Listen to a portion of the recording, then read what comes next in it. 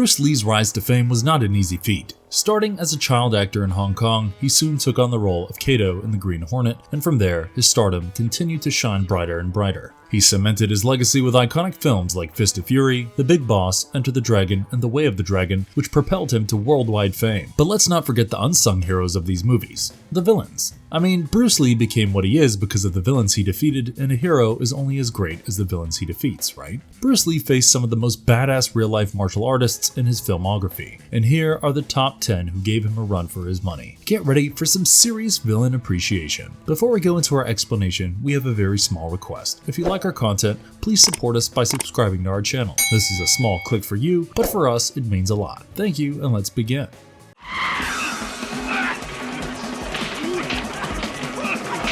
Number 1. Han. Enter the Dragon 1973. Han, the criminal mastermind, was a man with a plan that involved drug trafficking, prostitution, and hosting martial arts tournaments on his private island. You see, Han believed in diversifying his criminal portfolio. But despite his careful calculations, Han failed to account for one thing: the wrath of a vengeful martial artist. Han was a man of iron will, quite literally, as he sported a prosthetic hand made of metal. He wielded his power with an iron fist, quite literally again, as he used his prosthetic hand to beat a Vietnam War veteran named Williams to death. Han was not one to shy away from brutality, as evidenced by his order to execute his own guards in front of the competitors. And yet, for all his cruelty, Han was not immune to fear. Bruce Lee was hired by an English agent to break into Han's private island disguised as a martial arts fighter so that he could collect evidence against Han. Lee was in to disclose Han's criminal activities, but he became more interested after learning that one of Han's top bodyguards was responsible for the death of Lee's dear sister. Han's fear was palpable when Lee snuck into his underground compound. It was as if he knew that his elaborate scheme was about to unravel, and it did in spectacular fashion. Han's ultimate downfall was his arrogance, as he believed that an indebted gambling addict named Roper would join his organization. But Roper proved to be the one person who would not be swayed by Han's promises of wealth and power. Moreover, he was scared of the fate that Williams had faced. In the end, Han's cunning was no match for Lee's martial arts prowess. Despite Han's attempts to hide in a mirrored room, Lee smashed through all the mirrors to reveal Han's true location. Han's plan had been to host a tournament and use it as a cover for his criminal activities, but he failed to realize that he had also invited the very person who would bring about his downfall. Number 2. Hiroshi Suzuki, Fist of Fury 1972. The Grand Master of the Japanese dojo in Hamku District was a man with a superiority complex bigger than the Great Wall of China. He believed that his martial arts skills in the Japanese race were far superior to anything China had to offer. But when he taunted Chen Zhen, played by Bruce Lee, little did he know that he was poking the wrong dragon. Suzuki quickly realized his mistake when Chen single-handedly defeated his students and smashed his sign bearing derogatory words against the Chinese. Suzuki's ego was bruised and he couldn't handle the shame of being beaten by a Chinese man. So he did what any sensible person would do. He attacked Jingwu School with his students, causing severe damage. But Suzuki didn't stop there. He had a vendetta against Chen and was determined to get his revenge, even if it meant sacrificing his own students. He ordered his men to kill everyone at Jingwu School and reported Chen to the Japanese consulate. Despite being warned by Inspector Lowe to stay out of trouble, Suzuki couldn't resist the temptation of taking on Chen himself. But as fate would have it, he was no match for Chen's skills and met his ultimate demise at the hands of the Jingwu hero. Furthermore, in various scenes, it is implied that Suzuki was more than a martial arts trainer. His best friend was Petrov, a Russian mafia. And there was also a hint that Suzuki himself was the Shanghai leader of the Yakuza, the Japanese mafia. Lastly, the geisha dancing in Suzuki's dojo was anything but the traditional geisha. It seemed like more of a striptease, which signals that Suzuki's dojo may have served as the headquarters for several nefarious activities.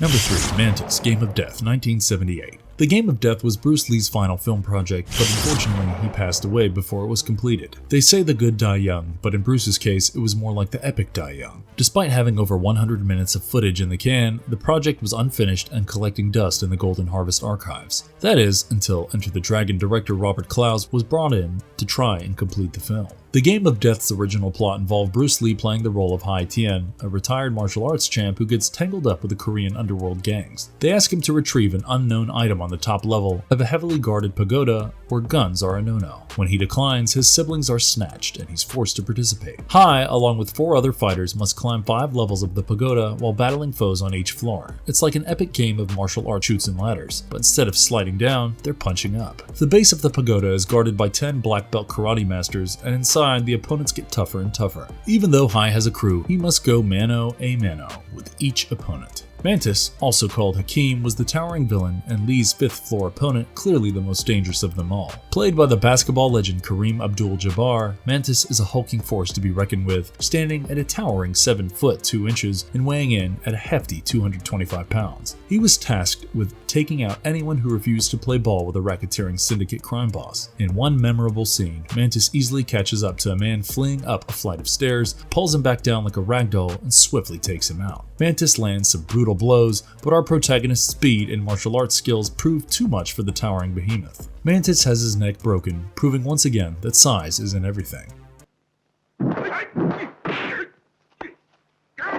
Number 4. Xiao Mi, The Big Boss 1971. Xiao Mi, aka The Big Boss, is a cunning and conniving drug lord who runs a smuggling ring under the guise of an ice factory in Pakchong, Thailand. He's the kind of guy who would steal candy from a baby and then sell it back to the parents for a hefty profit. His operation is so hush-hush that even his own employees are clueless about the real business he's conducting. When a couple of Bruce Lee or Chang's cousins stumble upon his drug stash, Xiao doesn't take too kindly to their refusal to join his operation. The Big Boss issues their death warrant to maintain his secret. But Xiao's troubles only escalate when Su Qian and Ah Pei come looking for their missing cousins and threaten to go to the authorities. Xiao responds by sicking his goons on the duo, resulting in a bloody battle that ends with both of them meeting their untimely demise. As the tension mounts and the factory workers refuse to work, Xiao starts to feel the heat. But he's not about to let a bunch of pesky Chinese workers ruin his profitable operation. He sends his thugs to quell the riot, only to have his plans foiled by Chang, who finally breaks his vow of non-violence and unleashes a can of whoop-ass on the goons. Xiao's goons flee in terror, and he's left scratching his head, wondering how a mere ice factory worker managed to kick his men's butts. And just when Xiao thinks things can't get any worse, he realizes that Chang knows about his drug smuggling operation. He dispatches his son, Xiao Chun, but things go awry when Chang discovers the frozen bodies of his dead cousins and the head of Sun Wu Man, the prostitute who warned him of Xiao's treachery. In a final showdown, Xiao faces off against Chang, who's armed with nothing but his martial arts skills and a fierce determination to avenge the death of his loved ones. But despite Xiao's best efforts, thanks to some quick thinking and a well-placed shoe.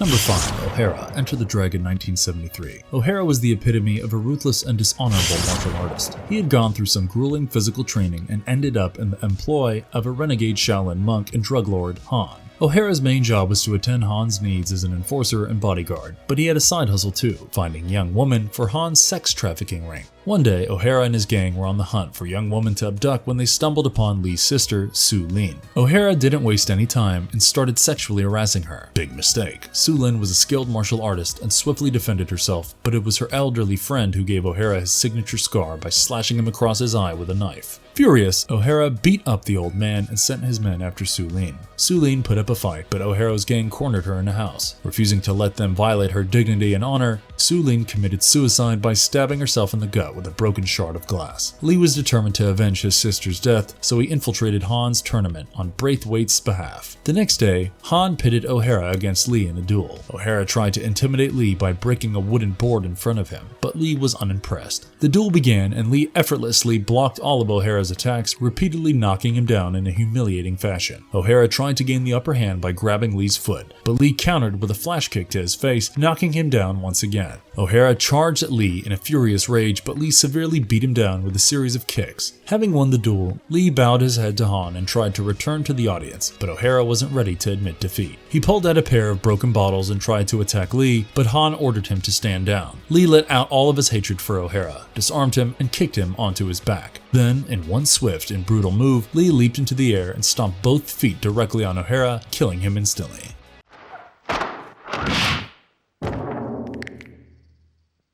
Number 6. Colt, The Way of the Dragon 1972. In Rome, a world-class martial artist named Colt is recruited by the crime boss Ho to take down Tang Lang, played by Bruce Lee, and his team of restaurant staff. Colt is initially hesitant to work with the Japanese and European karate master, but the promise of a fat paycheck convinces him to team up. When the two karate masters ambush the restaurant staff, Colt hangs back and observes their fighting styles. He's impressed by their tenacity and adaptability, but still confident in his own abilities. At the Colosseum, Colt faces off against Tang in a decisive battle. Though Tang is quick and powerful, Colt's precision and technique keep him at bay. The two warriors engage in a back-and-forth battle, each trying to find a weakness in the other. But when Colt finally gets the upper hand, he makes a fatal mistake. He underestimates Tang's determination and refuses to show mercy when Tang is down. With a sense of reluctance, Tang delivers the final blow and Colt falls to the ground. As Tang places Colt's black belt and gi atop his body as a gesture of respect, Colt realizes the error of his ways. He realizes that he has let his pride and greed blind him to the true spirit of martial arts. With his dying breath, he whispers to Tang, "You were the better man." In the end, Tang and his team prevail against the crime boss and his goons.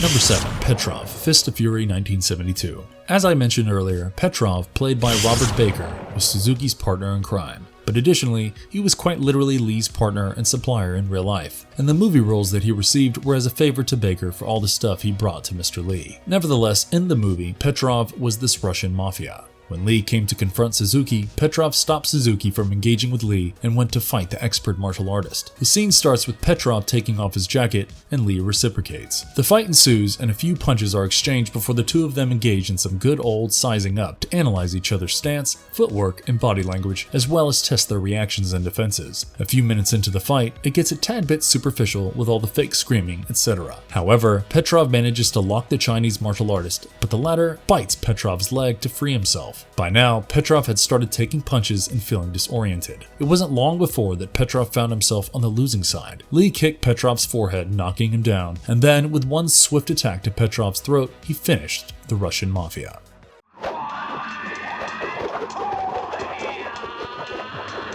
Number 8. Pascal, Game of Death 1978. Pascal, played by Dan Inosanto, is actually the nunchaku trainer of Bruce Lee in real life. In the movie, Inosanto and Lee met at the pagoda where Lee had come to retrieve something precious that could free his siblings. However, Inosanto's character was protecting the object. The two of them started fighting with the other weapons, but resorted to the use of nunchaku for the most part of the duel. Most of the fight sequence revolved around Bruce Lee and Inosanto showing off their nunchaku skills, and it was evident that both of them had an authority over the deadly weapon. However, it was kind of strange that during the fight, Bruce Lee probably did not sustain even a single of Inosanto's attacks. I guess it was just because of cinematic reasons.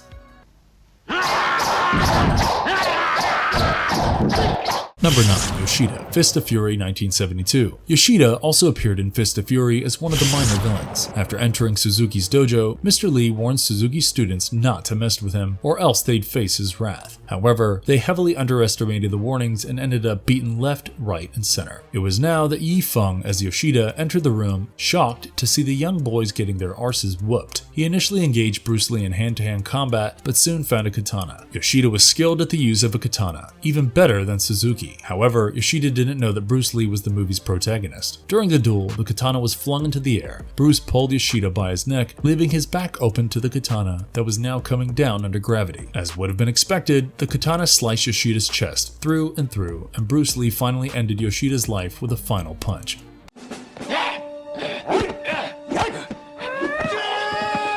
Number 10. Korean Hapkido Master, Game of Death 1978. In Game of Death, Lee faced a formidable foe in the form of Ji Han Jae, a Korean Hapkido master. Lee's usual fighting style was no match for Ji Han Jae's sneaky throws and cunning techniques. However, being the philosophical warrior he was, Lee adapted his approach and rose to the challenge. It was a battle of the brains as well as prawns, with Lee determined to showcase his martial arts philosophy through his on-screen actions. The duel started with the Hapkido master calmly meeting Lee and his martial artist friends. One of them engaged Han Jae, but the Hapkido master had little to no trouble dodging the attacks. In fact, it seemed as if he was having fun while beating the poor fellow. After tending to his wounds and bruises, the young fighter looked at his friends for help, but they insisted he should carry on the fight. But soon enough, another fighter joined in to defeat the Hapkido master, and once again, he had to taste defeat, if not dust. Finally, Bruce walked in. He sized up his opponent and studied the Hapkido master's fighting style so much so that it seemed that Bruce had managed to anticipate his moves. But the Hapkido master was not one to cow down too easily. Dressed in his yellow and black jumpsuit, the master of martial arts was doing everything he could to defeat the Korean fighter. And after a battle that lasted over 11 minutes, Bruce Lee finally managed to knock his opponent down.